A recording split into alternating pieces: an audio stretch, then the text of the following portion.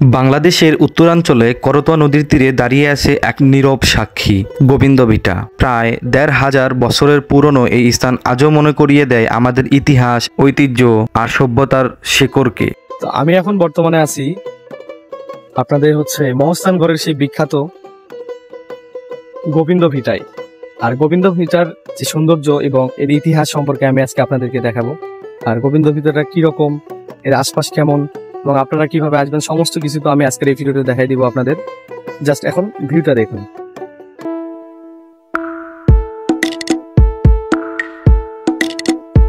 গোবিন্দ ভিটা অবস্থিত বগুড়া জেলার মহস্থানগড়ের ঠিক উত্তর দিকে। এটি একসময় ছিল মহস্থান দুর্গনগরীর গুরুত্বপূর্ণ অংশ। ১৯২৮ সালে প্রথম প্রত্নতান্ত্রিক খনন শুরু হয়, আর তখন থেকেই প্রকাশ পায় এই স্থানের গৌরবময় অতীত। খননে পাওয়া গেছে গুপ্ত, পাল ও মুসলিম যুগের বহু নিদর্শন, মুদ্রা, মৃৎপাত্র, স্থাপনার ভিত্তি, এমনকি শিলালিপিও। ধারণা করা হয় এখানে একসময় হয়তো রাজকীয় মন্দির বা গুরুত্বপূর্ণ ভবন ছিল। আজ এটি একটি জনপ্রিয় প্রত্নতান্ত্রিক পর্যটন কেন্দ্র।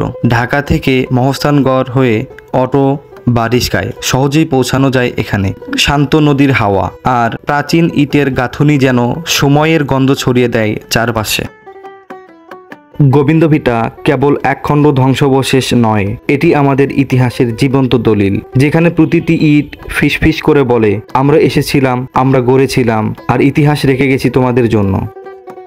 এটাই ছিল গোবিন্দ ভিটার ইতিহাস, সৌন্দর্য এবং বর্তমান অবস্থা। যদি ভিডিওটি ভালো লাগে অবশ্যই লাইক, কমেন্ট, শেয়ার করতে পারেন। ফেসবুক পেজ আর ইউটিউব চ্যানেলে যদি নতুন হয়ে থাকেন অবশ্যই পেজটি ফলো দিবেন এবং ইউটিউব চ্যানেলটি সাবস্ক্রাইব করে দিবেন। দেখা হবে পরবর্তীতে এইরকম নতুন কোনো একটি ভিডিওতে। এতক্ষণ ভালো থাকুন, সুস্থ থাকুন। আল্লাহ হাফেজ।